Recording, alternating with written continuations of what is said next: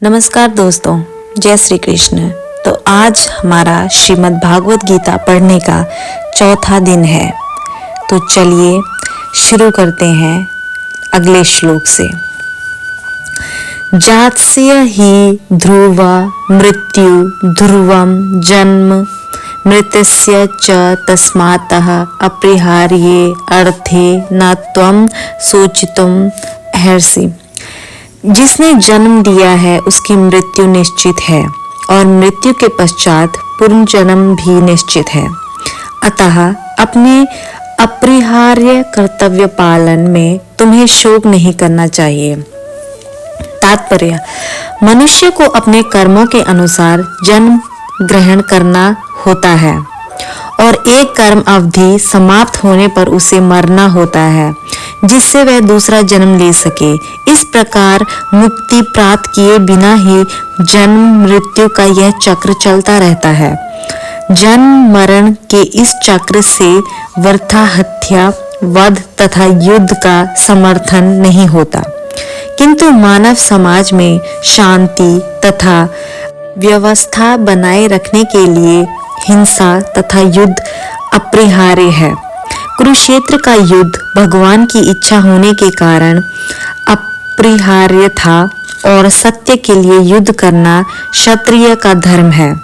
अतः अपने कर्तव्य का पालन करते हुए वह स्वजनों की मृत्यु से भयभीत या शोकाकुल क्यों था?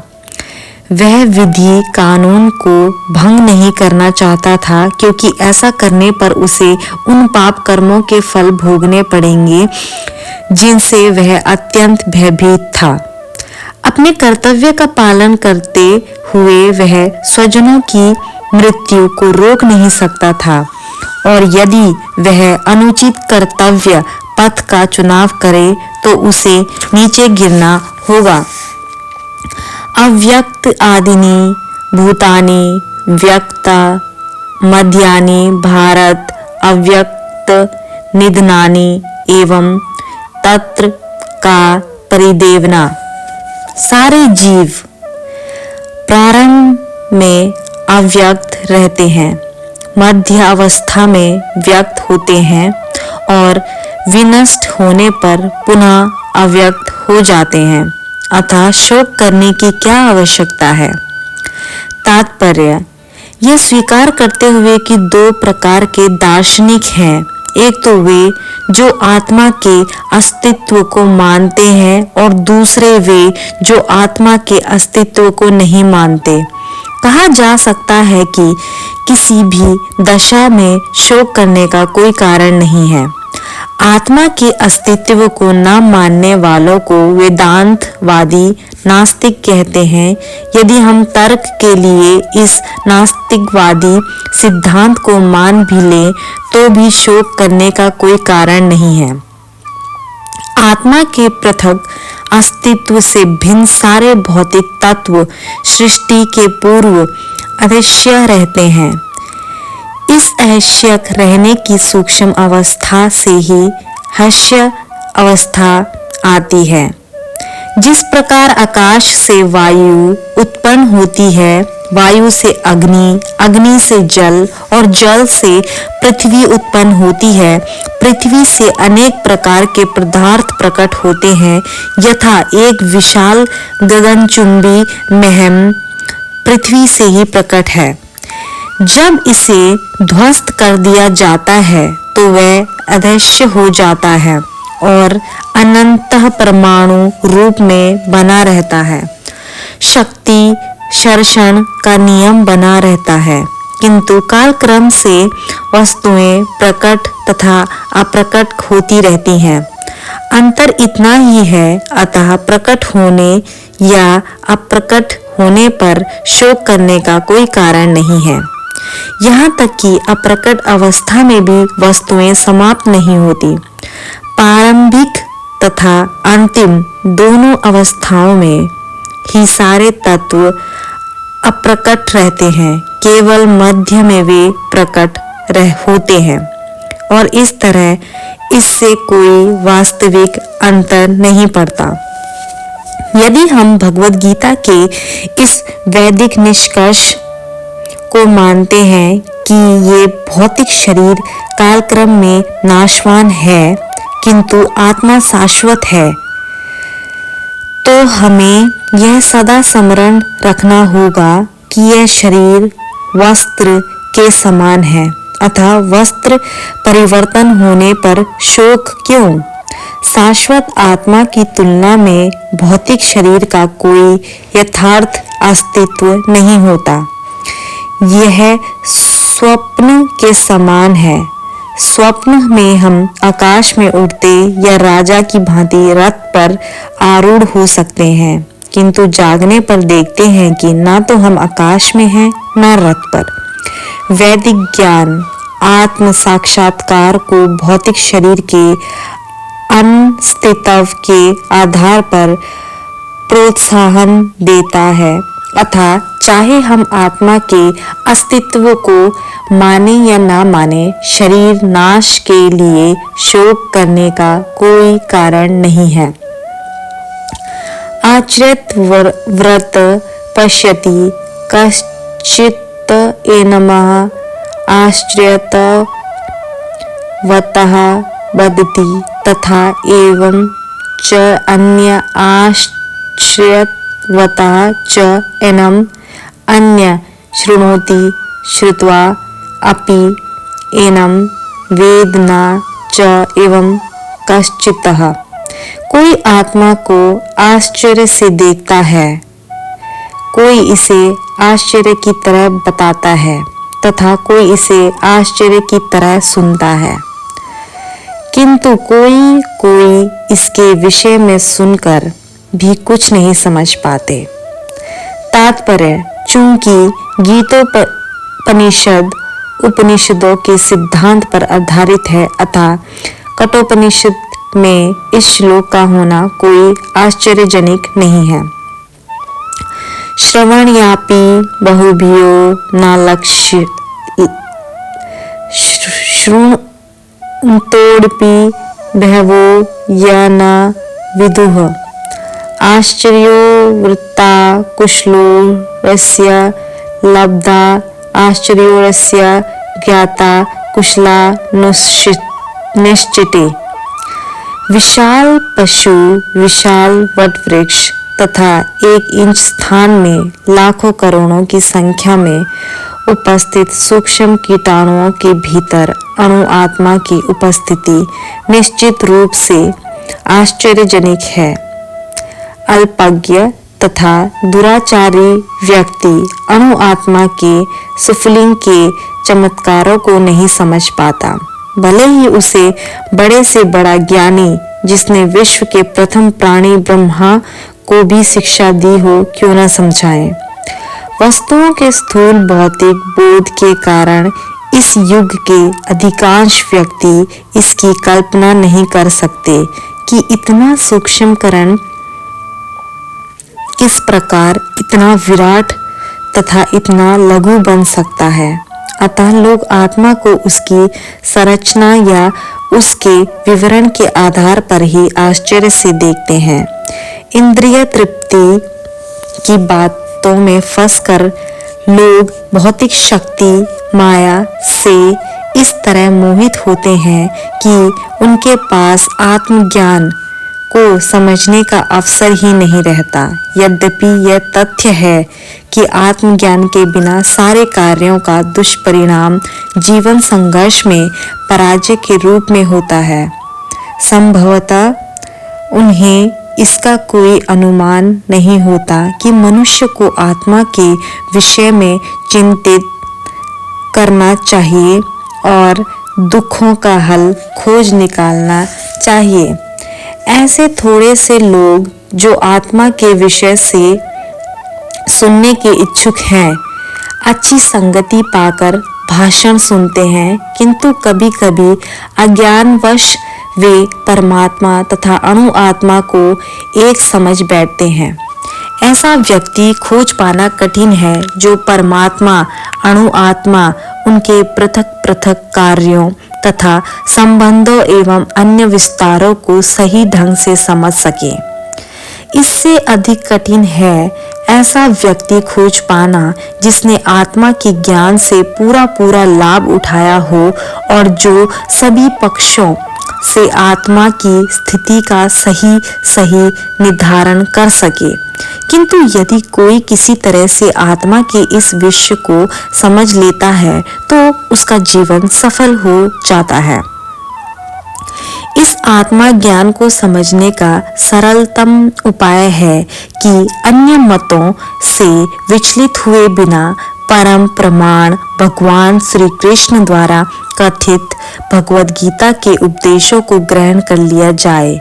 किंतु इसके लिए इस जन्म में या पिछले जन्म में प्रचुर तपस्या की आवश्यकता होती है। तभी श्री कृष्ण को श्री भगवान के रूप में स्वीकार किया जा सकता है।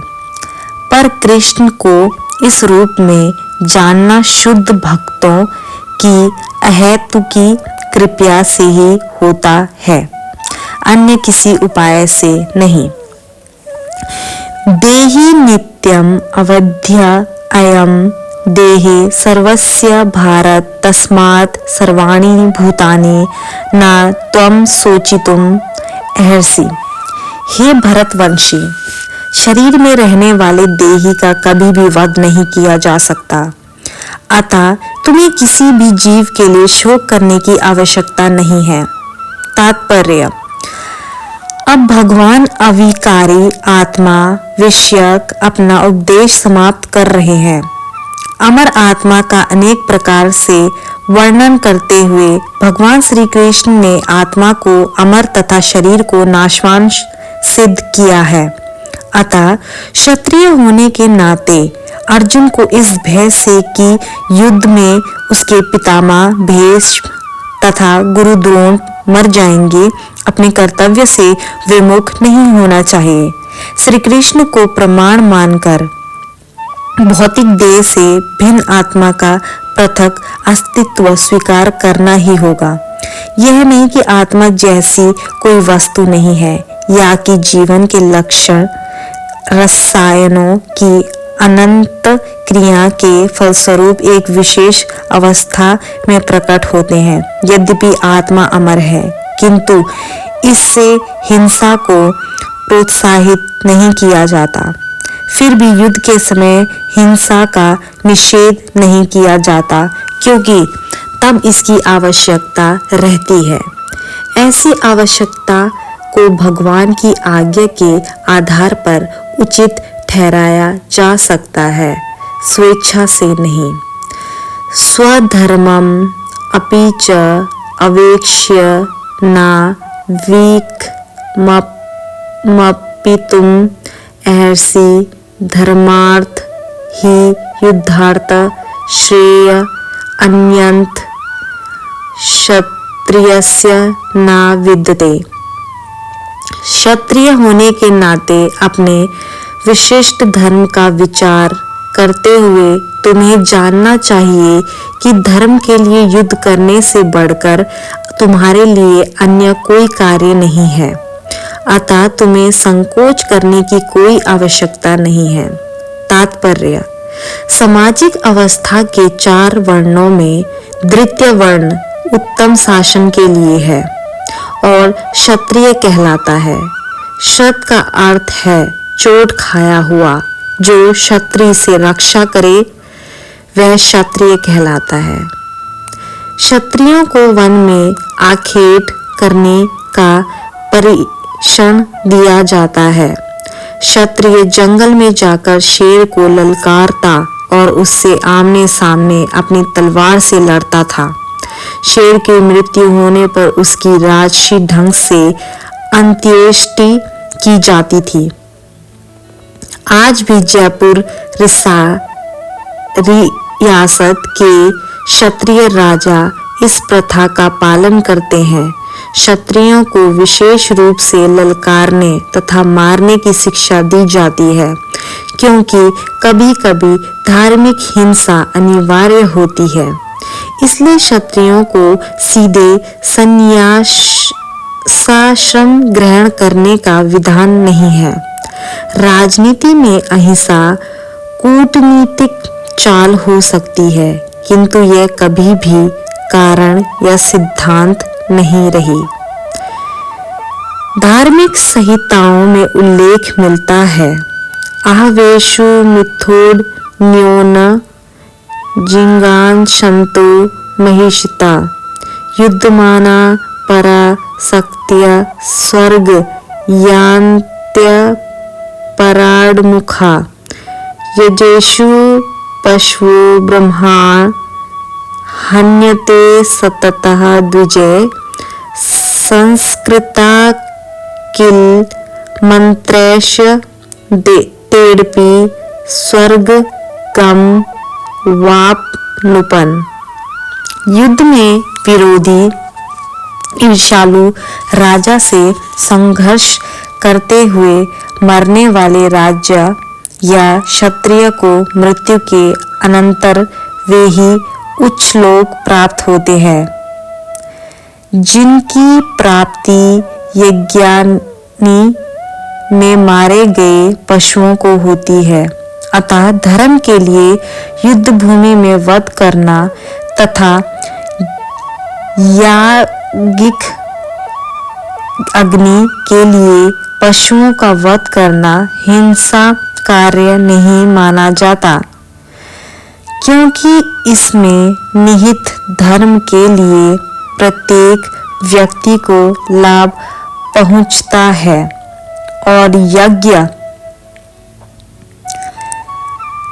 में बलि दिए गए पशु को एक स्वरूप से दूसरे में बिना विकास प्रक्रिया के ही तुरंत मनुष्य का शरीर प्राप्त हो जाता है।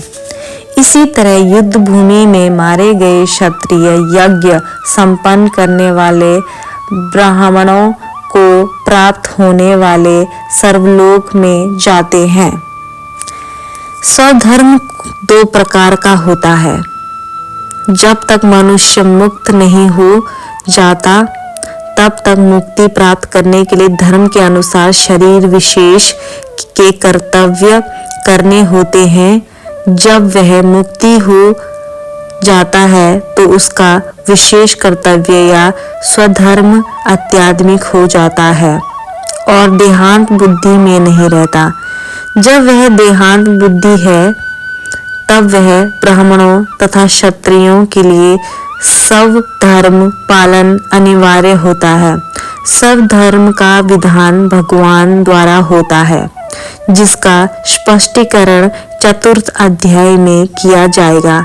शारीरिक स्तर पर सधर्म को वर्णाश्रम धर्म अथवा आध्यात्मिक बोध का प्रथम सोपान कहते हैं।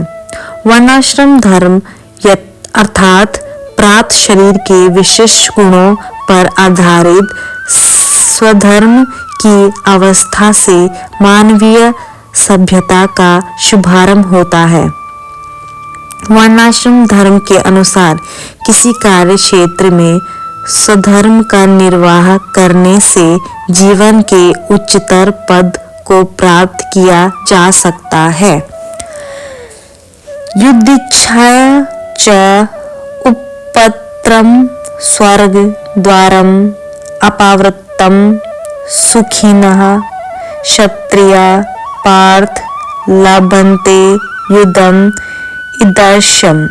हे पार्थ, वे क्षत्रिय सुखी हैं जिन्हें ऐसे युद्ध के अवसर अपने आप प्राप्त होते हैं, जिससे उनके लिए स्वर्गलोक के द्वार खुल जाते हैं। तात्पर्य: विश्व के परम गुरु भगवान श्री कृष्ण अर्जुन की इस प्रवृत्ति की भत्सना करते हैं जब वह कहता है कि उसे इस युद्ध में कुछ भी तो लाभ नहीं दिख रहा है, इससे नर्क में शाश्वत वास करना होगा। अर्जुन द्वारा ऐसे वक्तव्य केवल अज्ञान जन्य थे। वह अपने स्वधर्म के आचरण में अहिंसक बनना चाह रहा था, किंतु एक क्षत्रिय के लिए युद्ध भूमि में स्थित होकर इस प्रकार अहिंसक बनना मूर्खों का दर्शन है। पराशर स्मृति में व्यास देव के पिता पराशर ने कहा है, क्षत्रियो ही प्राजार्षण न शास्त्र प्राणी दंड यना निर्जित्य परसैन यादि श्रुति धर्मेण पालियेत। क्षत्रिय का धर्म है कि वह सभी क्लेशों से नागरिकों की रक्षा करे, इसलिए उसे शांति तथा व्यवस्था बनाए रखने के लिए हिंसा करनी पड़ती है। अतः उसे शत्रु राजाओं के सैनिकों को जीतकर धर्म पूर्वक संसार पर राज्य करना चाहिए। यदि सभी पक्षों पर विचार करें तो अर्जुन को युद्ध से विमुख होने का कोई कारण नहीं था। यदि वह शत्रुओं को जीतता है तो राज्य भोग करेगा, और यदि वह युद्ध भूमि में मरता है तो स्वर्ग को जाएगा, जिसके द्वार उसके लिए खुले हुए हैं। युद्ध करने से उसे दोनों ही तरफ लाभ होगा। अथ चेत त्वम इमं धर्म्यं सद्गामं न करिष्यसि ततः स्वधर्मं कीर्तिं च हित्वा पापम अवाप्स्यसि। किंतु यदि तुम युद्ध करने के स्वधर्म को संपन्न नहीं करते तो तुम्हें निश्चित रूप से अपने कर्तव्य की उपेक्षा करने का पाप लगेगा और तुम योद्धा के रूप में भी अपना यश खो दोगे। तात्पर्य: अर्जुन विख्यात योद्धा था जिसने शिव आदि अनेक देवताओं से युद्ध करके यश अर्जित किया था। शिकारी के वेश में शिवजी से युद्ध करके तथा उन्हें हराकर अर्जुन ने उन्हें प्रश्न किया था और वर के रूप में पाशुपतास्त्र प्राप्त किया था। सभी लोग जानते थे कि वह एक महान योद्धा है। स्वयं द्रोणाचार्य ने उसे आशीष दिया था और एक विशेष अस्त्र प्रदान किया था जिससे वह अपने गुरु का भी वध कर सकता था।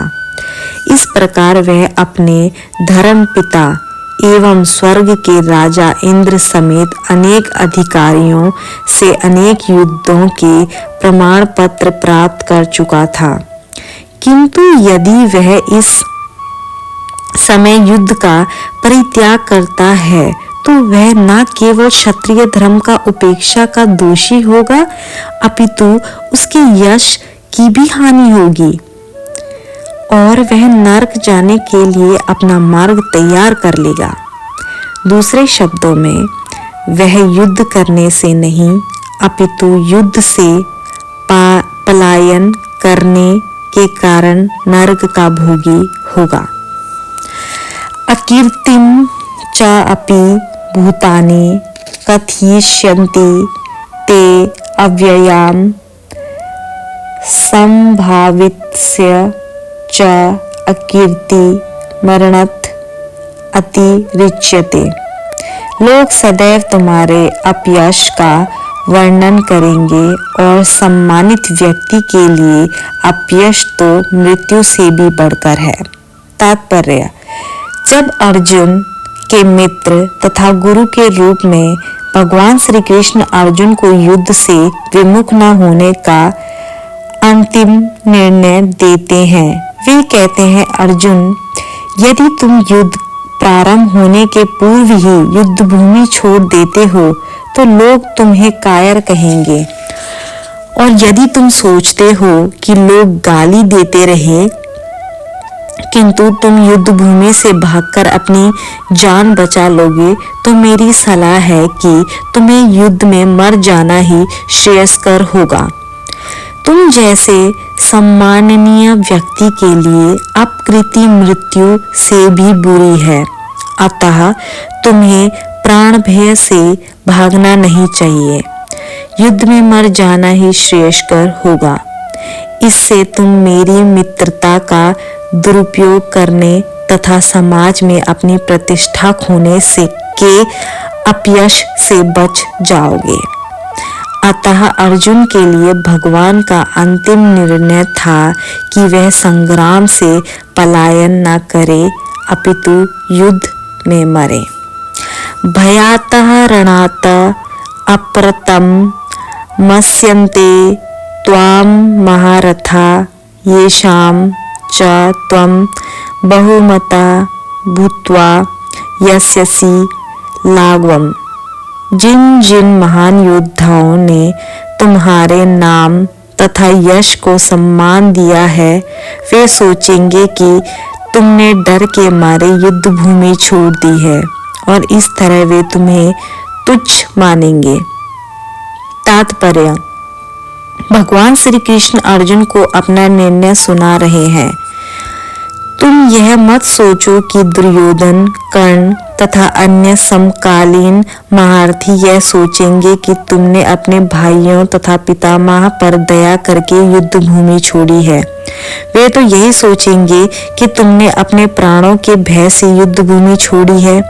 इस प्रकार उनकी दृष्टि में तुम्हारे प्रति जो सम्मान है वह धूल में मिल जाएगा।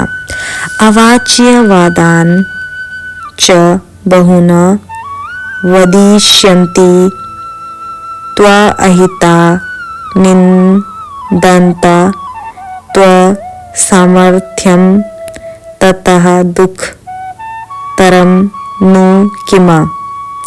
तुम्हारे शत्रु अनेक प्रकार के कटु शब्दों से तुम्हारा वर्णन करेंगे और तुम्हारी सामर्थ्य का उपहास करेंगे। तुम्हारे लिए इससे दुखदायी और क्या हो सकता है। तात्पर्य: प्रारंभ में ही भगवान श्री कृष्ण को अर्जुन के अयाचित दया भाव पर आश्चर्य हुआ था और उन्होंने इस दया भाव को अनायोचित बनाया था। अब उन्होंने विस्तार से अर्जुन के तथाकथित दया भाव के विरुद्ध कहे गए अपने वचनों को सिद्ध कर दिया है। हता वा प्राप्स्यसि सर्वगं जित्वा वा भूष्यसे महीं तस्मात् उत्तिष्ठ कौन्तेय युद्धाय कृतः निश्चय। हे कुंती पुत्र, तुम यदि युद्ध में मारे जाओगे तो स्वर्ग प्राप्त करोगे और यदि तुम जीत जाओगे तो पृथ्वी के साम्राज्य का भोग करोगे। अतः दृढ़ संकल्प करके खड़े हो जाओ और युद्ध करो। तात्पर्य: यद्यपि अर्जुन के पक्ष में विजय निश्चित न थी, फिर भी उसे युद्ध करना था, क्योंकि यदि वह युद्ध में मारा भी गया तो वह स्वर्गलोक को जाएगा। सुख दुखे समे तत्व लाभ अलाभो जय अजयो तत् युद्धाय युज्यस्व न एवं पापम अवाप्स्यसि। तुम सुख या दुख, हानि या लाभ, विजय या पराजय का विचार किए बिना युद्ध के लिए युद्ध करो। ऐसा करने पर तुम्हें कोई पाप नहीं लगेगा। तात्पर्य: अब श्री कृष्ण प्रत्यक्ष रूप से कहते हैं कि अर्जुन को युद्ध के लिए युद्ध करना चाहिए, क्योंकि वह उनकी इच्छा है। कृष्ण भावनामृत के कार्यों में सुख या दुख, हानि या लाभ, जय या पराजय को कोई महत्व नहीं दिया जाता।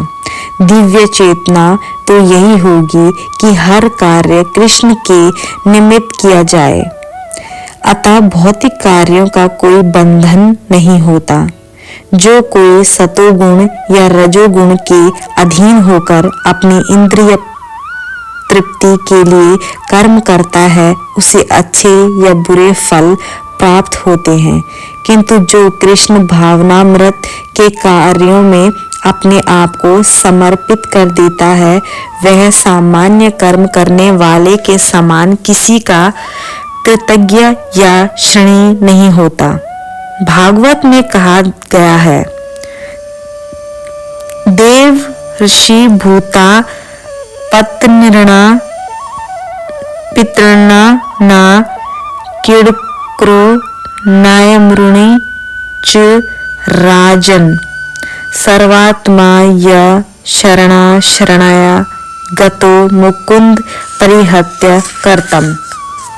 जिसने अन्य समस्त कार्य को त्याग कर मुकुंद श्री कृष्ण की शरण ग्रहण कर ली है, वह ना तो किसी का श्रेणी है ना किसी का कर्तव्य, चाहे वे देवता, साधु, सामान्य जन अथवा परिजन, मानव जाति या उसके पितर ही क्यों ना हो।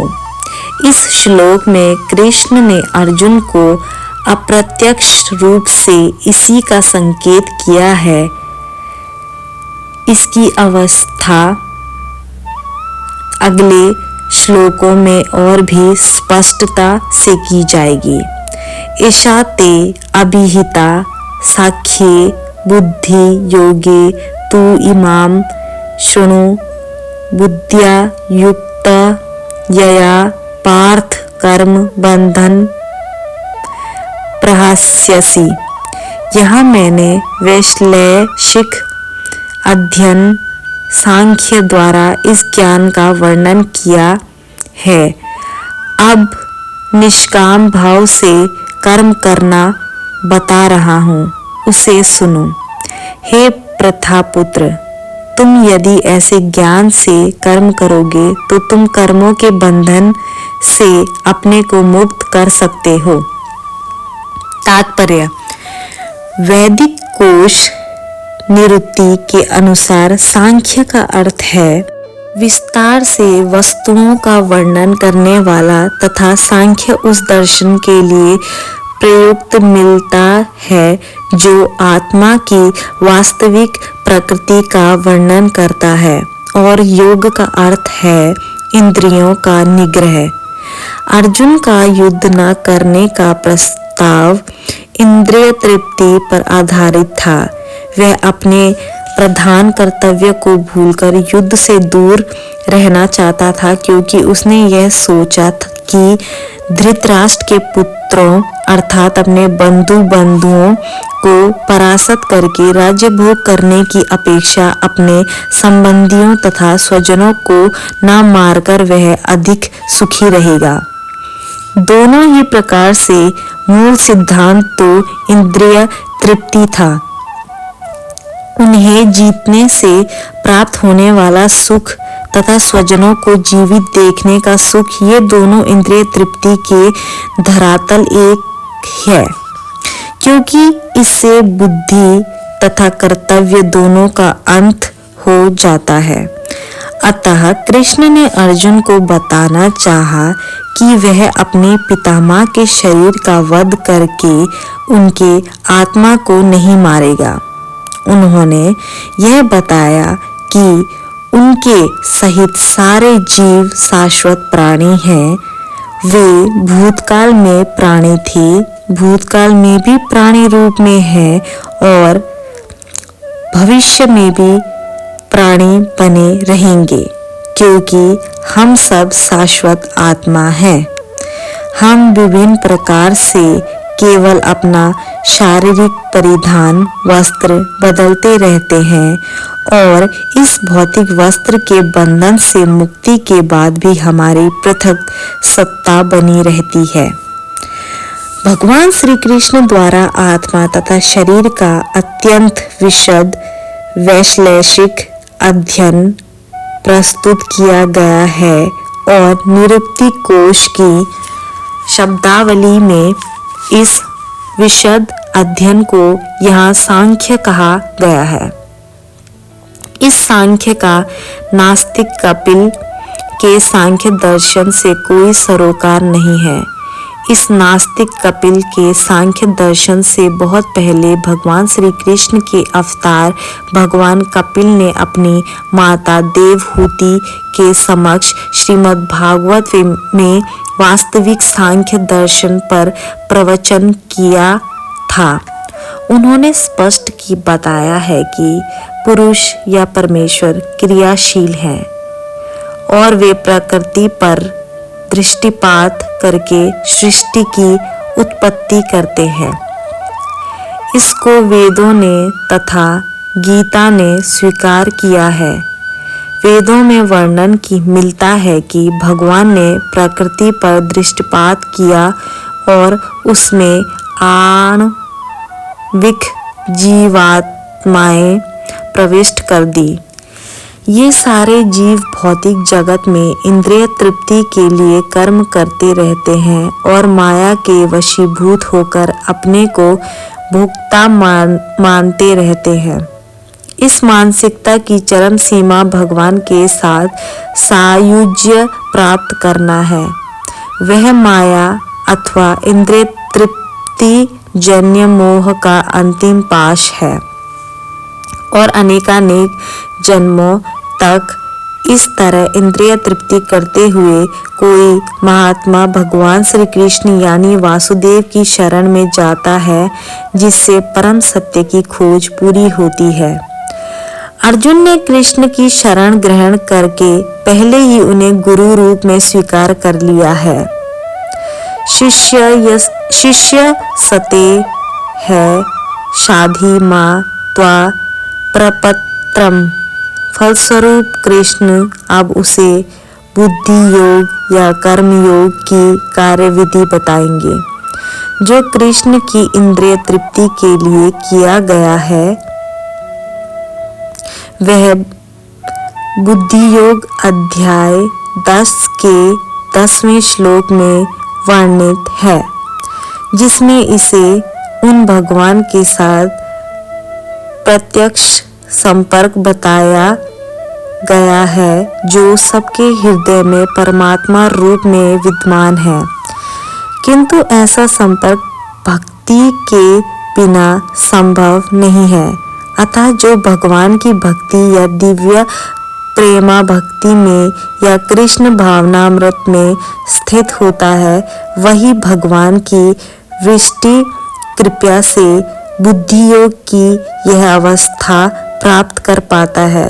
अतः भगवान कहते हैं कि जो लोग दिव्य प्रेमवश भक्ति में निरंतर लगे रहते हैं, उन्हें ही वे भक्ति का विशुद्ध ज्ञान प्रदान करते हैं। इस प्रकार भक्त सरलता से उनके चिदानंदमय धाम में पहुंच सकते हैं। इस प्रकार इस श्लोक में वर्णित बुद्धि योग भगवान श्री कृष्ण की भक्ति है और यहाँ पर उल्लिखित सांख्य शब्द का नास्तिक कपिल द्वारा प्रतिपादित अनीश्वरवादी सांख्य योग से कुछ भी संबंध नहीं है। अतः किसी को यह भ्रम नहीं होना चाहिए कि यहाँ पर उल्लिखित सांख्य भोग का अनीश्वरवादी सांख्य से किसी प्रकार का संबंध है। ना ही उस समय उसके दर्शन का कोई प्रभाव था और ना कृष्ण ने ऐसी ईश्वरहीन दार्शनिक कल्पना का उल्लेख करने की चिंता की। वास्तविक सांख्य दर्शन का वर्णन भगवान कपिल द्वारा श्रीमद् भागवत में हुआ है, किंतु वर्तमान प्रकरणों में उस सांख्य से भी कोई सरोकार नहीं है। यह सांख्य का अर्थ है शरीर तथा आत्मा का वैश्लेषिक अध्ययन। भगवान श्री कृष्ण ने आत्मा का वैश्लेषिक वर्णन अर्जुन को बुद्धि योग या कर्म योग तक लाने के लिए किया। अतः भगवान श्री कृष्ण का सांख्य तथा भागवत में भगवान कपिल द्वारा वर्णित सांख्य एक ही है। ये दोनों भक्ति योग्य हैं। अतः भगवान कृष्ण ने कहा है कि केवल अल्पज्ञ ही सांख्य योग तथा भक्ति योग में भेदभाव मानते हैं।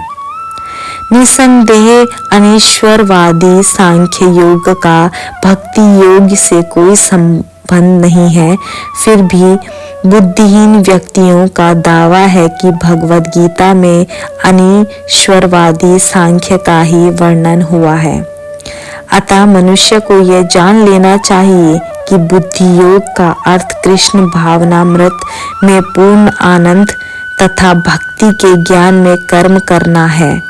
जो व्यक्ति भगवान की तुष्टि के लिए कर्म करता है, चाहे वह कर्म कितना भी कठिन क्यों न हो, वह बुद्धि योग के सिद्धांत के अनुसार कार्य करता है और दिव्य आनंद का अनुभव करता है।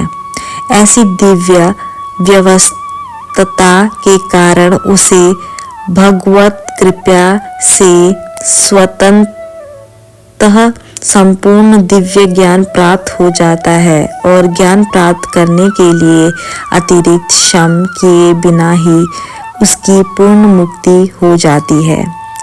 कृष्ण भावना भवित कर्म तथा फल प्राप्ति की इच्छा से किए गए कर्म में विशेषतया पारिवारिक या भौतिक सुख प्राप्त करने की इंद्रिय तृप्ति के लिए किए गए कर्म में प्रचुर अंतर होता है।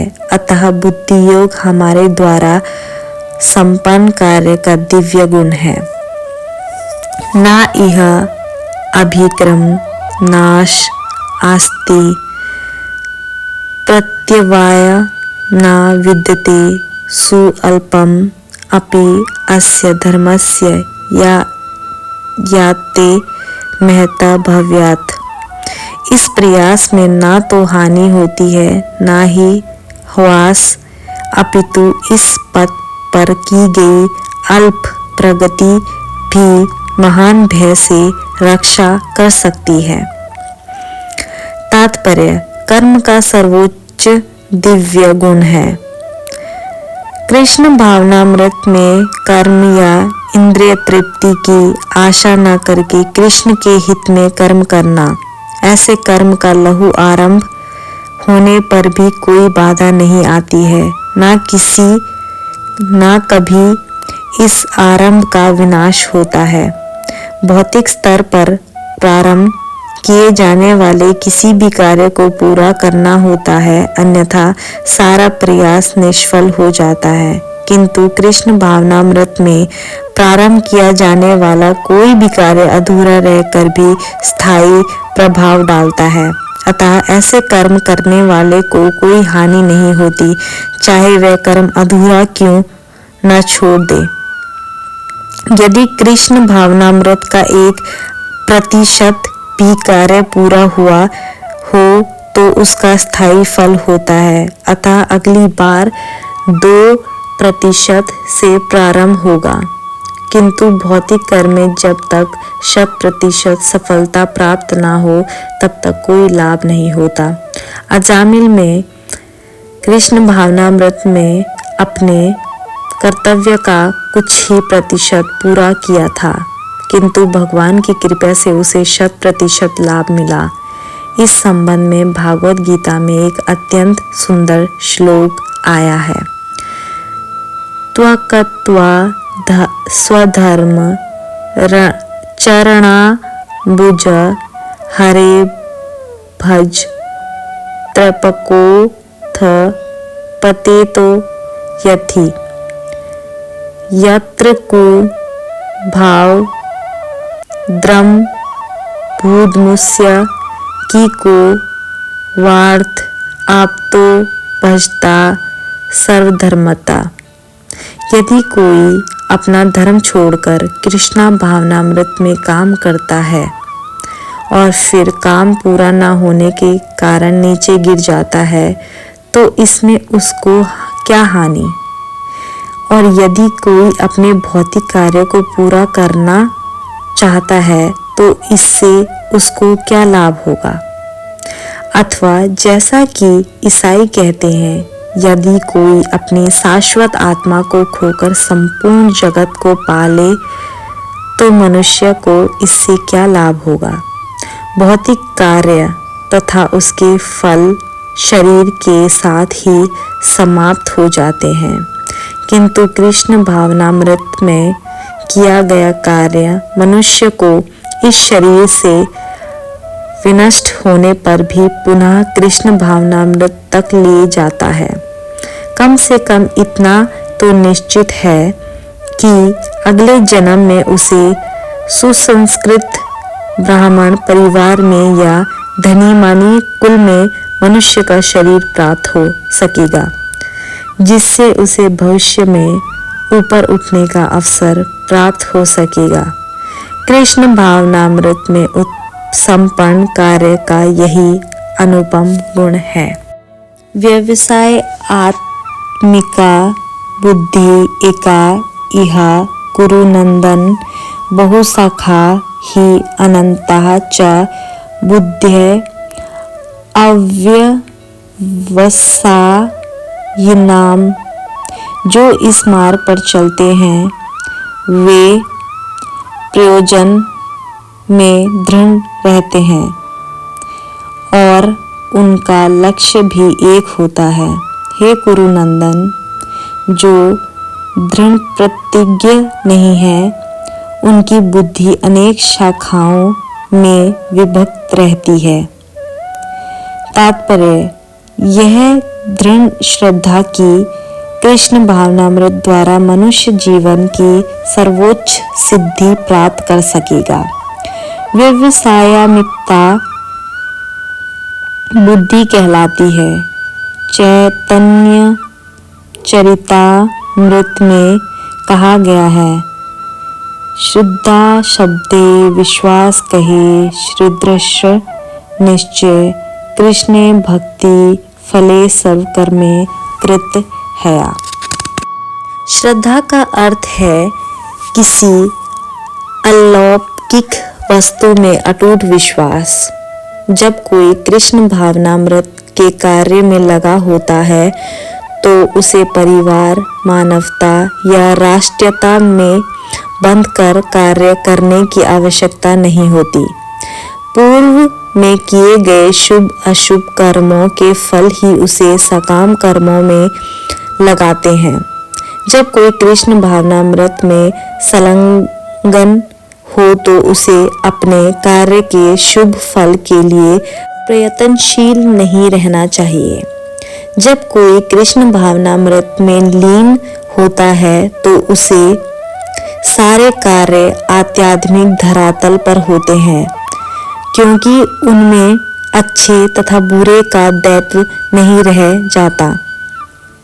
कृष्ण भावनामृत की सर्वोच्च सिद्धि देहांत बुद्धि का त्याग है। कृष्ण भावनामृत की प्रगति के साथ कर्मश यह अवस्था सर्वत्र प्राप्त हो जाती है। कृष्ण भावना भवित व्यक्ति का दृढ़ निश्चय ज्ञान पर आधारित है। वासुदेवा सर्वम इति स महात्मा सुदुर्लभः। कृष्ण भावना भवित व्यक्ति अत्यंत दुर्लभ जीव है जो भली भांति जानता है कि वासुदेव या कृष्ण समस्त प्रकट कारणों के मूल कारण है। जिस प्रकार वृक्ष की जड़ सींचने पर स्वतः ही पत्तियों तथा टहनियों में जल पहुंच जाता है, उसी तरह कृष्ण भावना भवित होने पर मनुष्य प्रत्येक प्राणी की अर्थात अपने परिवार की, समाज की, मानवता की सर्वोच्च सेवा कर सकता है। यदि मनुष्य के कर्मों से कृष्ण प्रसन्न हो जाए तो प्रत्येक व्यक्ति संतुष्ट होगा, किंतु कृष्ण भावनामृत में सेवा गुरु के समर्थ निर्देशन में ही ठीक से हो पाती है, क्योंकि गुरु कृष्ण का प्रामाणिक प्रतिनिधि होता है जो शिष्य के स्वभाव से परिचित होते हैं और उसे कृष्ण भावनामृत की दशा में कार्य करने के लिए मार्ग दिखा सकता है। अतः कृष्ण भावनामृत में दक्ष होने के लिए मनुष्य को दृढ़ता से कर्म करना होगा और कृष्ण के प्रतिनिधि की आज्ञा का पालन करना होगा। उसे गुरु के उपदेशों को जीवन का लक्ष्य मान लेना होगा। शील विश्वनाथ चक्रवर्ती ठाकुर ने गुरु की प्रसिद्ध प्रार्थना में उपदेश दिया है, यस्य प्रसादाद भगवत प्रसादो यस्य प्रसादाक्ष गति कुडोपि ध्यायनस्तु वस्तस्य यस्सिस्त संध्य वंदे गुरु श्रीचरणा विंदम। गुरु की दृष्टि से भगवान भी प्रश्न होते हैं। गुरु को प्रश्न किए बिना कृष्ण भावनामृत के स्तर तक पहुंच पाने की कोई संभावना नहीं रहती। अतः उससे मुझे उनका चिंतन करना चाहिए और दिन में 3 बार उनकी कृपा की याचना करनी चाहिए और अपने गुरु को सादर नमस्कार करना चाहिए। किंतु यह संपूर्ण पद्धति देहांत बुद्धि से परे सिद्धांतिक रूप में नहीं वरन व्यवहारिक रूप में पूर्ण आत्म ज्ञान पर निर्भर करती है। जब सकाम कर्मों से इंद्रिय तृप्ति की कोई संभावना नहीं रहती, जिसका मन दृढ़ नहीं है वही विभिन्न सकाम कर्मों की ओर आकर्षित होता है। तो दोस्तों, आज का ये वीडियो यहीं समाप्त करते हैं और आज हमने 15 श्लोक पढ़े। अगर आपको ये वीडियो अच्छा लगा हो या इन्फॉर्मेटिव लगा हो तो प्लीज़ लाइक और सब्सक्राइब करें। धन्यवाद। जय श्री कृष्ण।